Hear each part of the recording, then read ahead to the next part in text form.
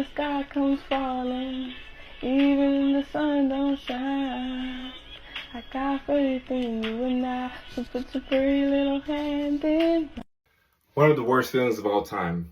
You cannot be friends with your patient, but you can be friendly with your patient.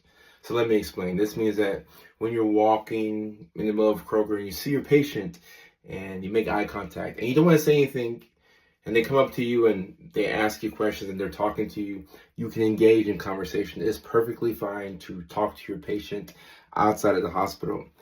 But there are times when you think to yourself, if this was somebody who I met at the bar, or I met them at the airport, or I met them through a mutual friend, we would be super tight.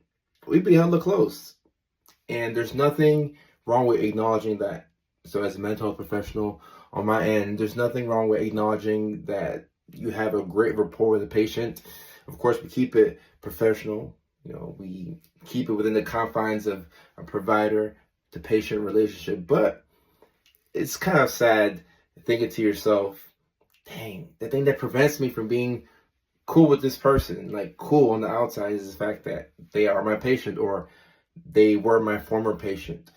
And you can get into the nitty gritty and research and figure out how long somebody has to be an ex-patient before you can have a friendship with them.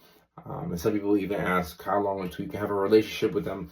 I'm not going to go there. We're not going to go there for the purposes of this video. But it's okay to acknowledge, because we're humans at the end of the day. We are humans. Yes, we're mental health professionals, but we're humans. So we have the same struggles that you have. We go through the same things. And oftentimes it's our struggles that help us connect with a patient more than what we learned in school. Because anybody can learn, the principles of psychology or psychiatry, but to have the lived experience that helps you bond with a patient, there is no substitute for that. There is no curriculum for that. There is no syllabus to learn these things. And on my end, as an individual who's neurodivergent, and I've gone through K through 12, I've gone through all the years of schooling, I've been through all the weird things that you experience as somebody who is undiagnosed and has ADHD. So I've lived it. So when it comes to neurodivergent content and talking to certain people, I'm not talking about what I learned in school. I'm talking about the things that I experienced as a young jit growing up in Nashville, Tennessee. And when you connect with a patient on that level, you normally create a bond, that's unbreakable, unshakable.